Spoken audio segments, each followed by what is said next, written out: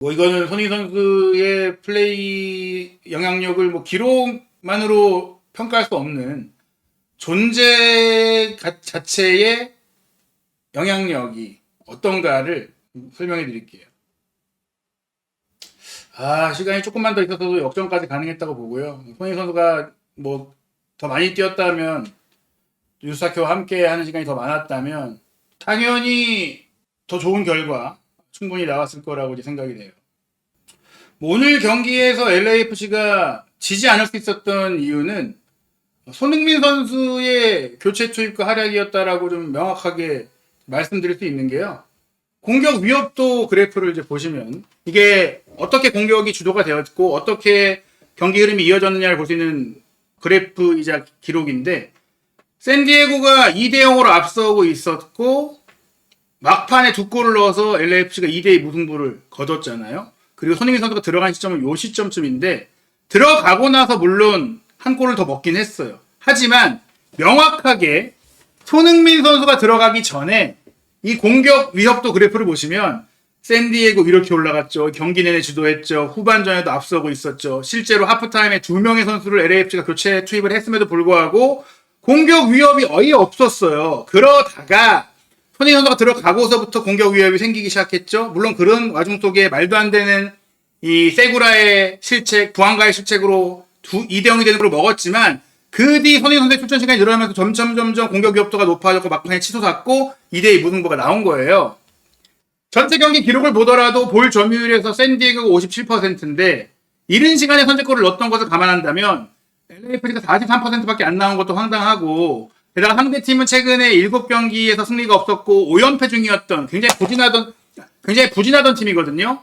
빅찬스는 2대2였습니다. 이 빅찬스가 2대2인 이유는 손흥민 선수가 들어온 이후에 나온 그 2번의 빅찬스가 골이 되었기 때문입니다. 슈팅 숫자는 8대9, 마지막에는 LAFC가 더 많이 기록을 하긴 했지만 이 슈팅조차도 전반전에 불과 슈팅 이 2개였던 LAFC의 슈팅이 늘어나는 것도 손흥민 선수가 들어간 이후의 일이다. 손흥민 선수가 들어가고서 공격다운 공격이 마침내 됐다라는 겁니다. 이날 LAFC의 선발 명단 보시면 에보비스 원톱의 왼쪽 부안과 오른쪽 오르다스였는데, 뭐 오르다스가 손흥민 선수 역할을 할 수 있다 그런 개소리하는 일부 미국의 비평가들이 있었는데 뭐 아무것도 못했어요. 에보비스 마찬가지죠. 아무것도 못했어요. 부안가 여느 때와 다름없이 역시 아무것도 못했습니다. 이 쓰리톱은 아무 작동을 못했어요. 유스타키오라는 아주 훌륭한 미드필더가 들어갔기 때문에 그나마 전반전에 어느 정도 조금의 몇 번의 의미 있는 장면이 있었지, 이 쓰리톱은 완전히 침몰하면서 제대로 슈팅조차 못했죠. 오른쪽 윙백을 아파서 속도도 없고 뭔가 애매한 상황이었고, 홀링세드가 그나마 연계가 되는 풀백으로서 윙백으로서 어느 정도 역할을 했죠. 그리고 닐센, 타파라이, 세구라의 3백은 빌드업 자체의 능력이 없었습니다. 그래서 선제골을 내주고 끌려가면서 하프타임에 마크 도스 산토스 감독은 델가도와 다비드 마르티네스를 투입을 했어요. 델가도를 넣고 어린 테리를 빼고 또 오르다스를 빼고 다비드 마르티네스를 투입했지만 이 교체 투입조차도 어떠한 실효성이 있는 진전을 이끌어내지 못했어요. 결국 경기는 언제 바뀌었냐? 60분에 들어간 손흥민 선수의 투입 이후 포메이션을 4-2-3-1 내지 4-4-2로 바꾸고 손흥민 선수가 스트라이커와 공격 미드필드 역할을 맡으면서 그러면서 경기력이 살아났고요. 그리고 나서 에보비스를 보이드로 바꾸어 놓은 이후에 조금 더 손흥민 선수의 공미 역할이 강화되면서 거기서부터 경기가 더 좋은 장면들이 나오기 시작을 했고, 슈아니에가 유사키오 대신 들어간 것은 뭐 체력적인 이유였죠. 체력 안배를 위해 바꾼 것이고, 막판에는 추가 시간에 스몰리아코를 센터백인 닐슨 대신 넣어서 조금 더 공격 숫자를 늘렸던 것인데, 실질적으로는 손흥민 선수와 이 슈아니에 선수 정도의 역할이 괜찮았다. 뭐 슈아니에의 역할은 최근에 유스타키오가 합류한 이후 좀 유스타키오의 장점들을 배워가는 면이 조금 있지 않느냐. 그래서 오늘 경기 물론 뭐 세트피스에서 어시스트한 거지만 슈아니에는 기대보다는 좀 좋은 모습 보이고 있다고 말씀드릴 수 있고요. 손흥민 선수가 60분에 들어가서 30분 정도 뛰었는데 그 30분 뛰면서 팀 내 최다 키패스를 기록을 했어요. 손흥민 선수가. 그리고 다비드 마르티네스도 교체로 들어와서 키패스 2개를 기록을 하긴 했고요. 크로스 성공률 100%, 롱볼 성공률 100%도 손흥민 선수가 기록을 했습니다. 그리고 드레이어가 오늘 2도움인데 키패스 3개였잖아요. 손흥민 선수가 키패스 2개였다는 걸 생각을 한다면, 손흥민 선수가 풀타임으로 뛰면서 제대로 갖춰진 팀에서 뛰었다면 더 많은 어시스트를 기록을 할 수가 있었다. 오늘 손흥민 선수가 시즌 리그 8호 도움을 기록을 했고 북중미 챔피언스컵 7개를 포함하면 벌써 15개 도움을 기록하고 있고 리그에서도 도움 선두, 북중미 챔피언스컵에서도 도움 선두입니다.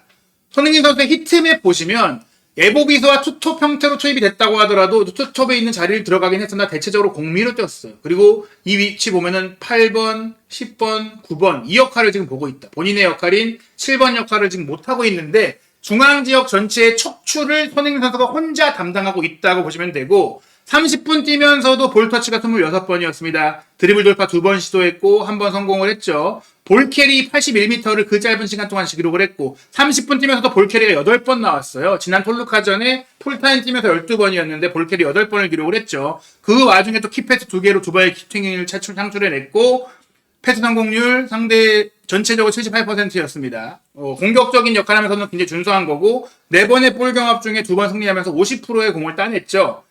0대1로 뒤질 때 들어가는 손흥민 선수의 표정 보세요. 이 경기 얼마나 답답하고 한심해 보이는지 이 표정이 명확했고 들어가면서 얘기했죠. 수비 라인 포백으로 바꾸고 공격은 투톱이다.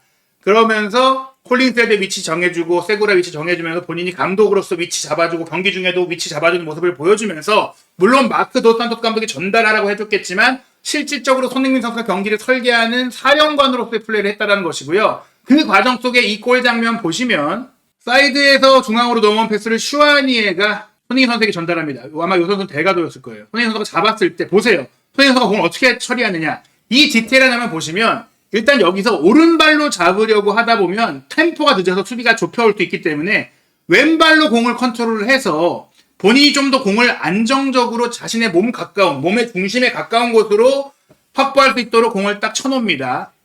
그리고 안쪽으로 치고 들어가면서 바깥에 있는 선수가 뺏기 어렵게 그리고 바깥에 오른쪽에 있는 선수들이 다가오게 되는데 그때 부안가가 프리하게 사이드에서 뒷공간으로 침투할 수 있는 방향으로 공을 몰고 간 거예요. 그 상태에서 옵사이드에 걸리지 않으면서 또 부안가에게 마크가 붙기 딱 그 직전에 정확한 타이밍에 왜냐하면 패스를 빨리 주면 그쪽으로 또 공간으로 상대 수비가 몰리게 되니까 부안가의 슈팅이 블로킹을 당할 수 있거든요. 그래서 손흥민 선수가 내가 슈팅을 때릴 수도 있다라고 생각할 수 있는 시점까지 공을 안 패스해요. 패스를 안 해요.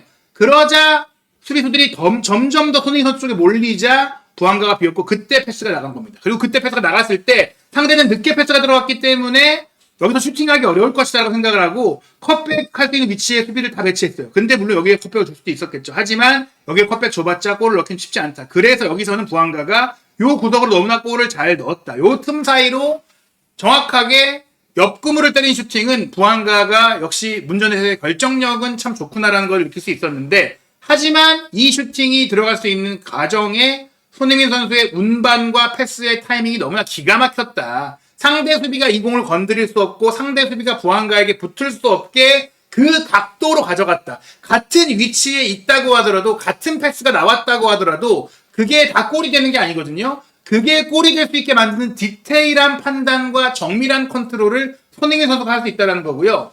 제가 이 왼쪽 라인에 세구라와 부안가가 함께 뛰면 안 된다. 세구라를 왼쪽 풀백으로 쓰면 안 된다고 얘기하는 이유는 손흥민 선수가 투입이 됐을 때 되자마자 두 번째 골이 나왔던 과정은 손흥민 선수가 들어간 것과는 아무런 연관이 없어요. 여기서 손흥민 선수가 전방에서 기다리고 있었죠. 세구라가 왼쪽에서 부안가에게 패스를 합니다. 후방에서 빌드업을 하는 상태에서 여기서 뺏겨버리면 어떡합니까? 근데 여기에 등지고 수비가 붙어있는 부안가한테 패스를 하는 건 무슨 짓이냐는 것이죠. 여기서 패스가 위험하다 싶으면 일로 다시 돌아와야죠. 아니면 여기 갔다가 일로 돌아오든지 아니면 길게 차넣어야죠.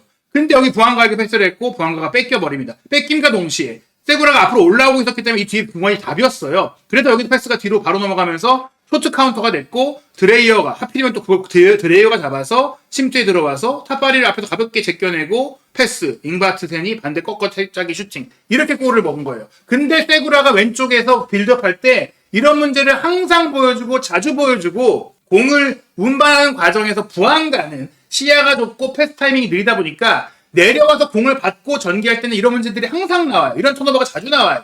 그렇다면 왼쪽 사이드로 부안가를 벌려놓지 말고 문전 근거리 쪽에서 골을 넣는 역할만 맡겨야 되고 세구라는 풀백 역할을 맡기면 안 되고 세구라는 사실상 이 선수는 지금의 전술체계에선 쓰면 안 되는 선수예요.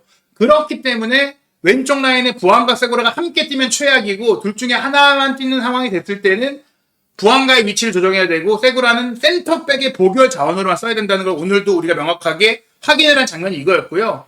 경기 막판에 극적인 동점골, 정말 추가 시간의 막판, 추가 시간이 적용됐었죠. 골키퍼가 상대가 다쳤기 때문에 다비드의 코너킥이 올라왔을 때 슈아니에가 헤딩 떨구고 홀링시헤드가 가슴으로 받고 밀어 넣었죠. 이 장면은 핸드볼이냐 아니냐 논란이 있었지만 머리로 헤딩을 했고 엉키면서 공이 흘렀고 홀링시헤드가 침착하게 밀어 넣었기 때문에 이 동점골은 합당한 동점골이었고 이 동점골이 나온 거야. 이 동점골에는 손흥민 선수가 직접 관여하지 않았지만 손흥민 선수가 들어가면서 경기 흐름, 공격 주도권, 패스의 밀도, 파이널 서드의 위협성, 특히 이 코너킥을 얻어낸 과정도 그렇고 그 전 이 장면이 나오기 전에도 부안가가 조금만 더 빨리 슈팅했으면 아니면 부안가가 손흥민 선수에게 패스했으면 보이드가 컷백을 주고 손흥민 선수에게 길을 열었으면 손흥민 선수를 통해서도 동점골이 나올 수 있는 공격 기회가 굉장히 많이 나왔다는 것을 생각한다면 손흥민 선수가 들어간 이후에 30여 분의 활약을 통해서 2대0으로 질 경기를 2대2로 무승부로 마쳤다. 사실은 3대2로도 이길 수 있는 경기였는데 손흥민 선수 쪽으로 동료들이 잘 보조를 맞춰주지 못했기 때문에 이런 결과가 나왔다고 총평을 할 수가 있겠습니다.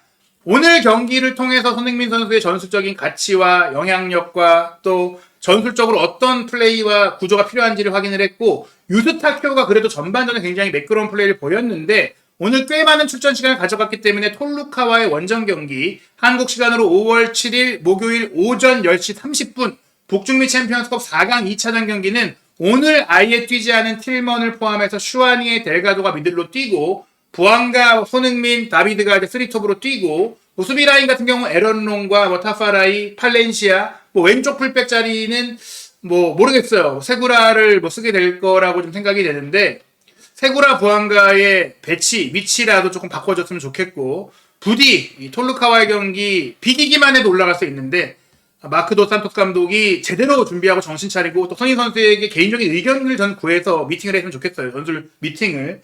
그렇게 해서 톨루카를 꺾고 한국 시간으로 5월 31일 새벽에 열릴 북중미 챔피언스컵 결승전에 손흥민 선수가 참가하고 또 거기서 우승컵을 들어 올리면서 2026 북중미 월드컵으로 향하는 상황이 됐으면 좋겠습니다. 너무나 중요한 경기가 바로 5월 7일 연휴 이후죠. 한국 시간 목요일 아침 10시 30분 톨루카와 북중미 챔피언스컵 4강 2차전 경기입니다. 이 경기 한준TV 입중계로 함께 해주시고 경기 전후 다양한 미국 현지의 반응과 다양한 현장 직캠 비하인드 스토리도 한준TV에서 모두 빠르게 모아서 전해드리니까요. 한준TV 구독, 좋아요, 알림 설정 꼭 부탁드립니다. 그리고 한준TV가 보고바이오와 함께 판매 수익금 일부를 구세군의 사회 취약계층 지원 사업에 기부하는 가정의 날 특집 한산비책 특가 판매 이벤트 화면 태그나 고정 댓글을 통해서 접속하시면 29% 할인된 가격 한산비책 진 더 블랙은 27만 9천원 상품인데 19만 8천원에 그리고 한산비책 원 더 레드는 22만 9천원 상품인데 15만 8천원에 구매하실 수 있으니까요. 한준TV 링크 통해서 한 포에 산삼 2뿌리가 들어가 있는 고농축 산삼 진액, 산삼비책을 구매해서 또 선물하시거나 섭취하시면서 도움되시기 바랍니다. 여러 얘기 나눠봤는데요. 부안가 선수의 부진 이유는 제가 봤을 때는 시즌 초반에 컨디션 문제도 있었다라고 하고 몸 상태에 부상도 있었다고 하고 기본적으로는 전술적인 배치라고 생각을 해요. 왼쪽 사이드에 많이 벌려놓다 보니까 본인이 할 수도 없는 플레이에 대한 전술적인 부담이 가해지고 있다. 결국에는 전술적인 활용의 문제다라고 말씀드리고 싶습니다. 오늘 함께 해주신 여러분 감사드리고요. 또 이어지는 토트넘의 잔류 경쟁 이 소식도 한준TV에서 준비하고 있고 이어지는 북중미 챔피언스컵 4강전 남아있는 프리미어리그 토트넘의 전 경기도 한준TV가 입중계 추진하고 있으니까요. 한준TV 구독, 좋아요, 알림 설정 꼭 부탁드립니다. 감사합니다.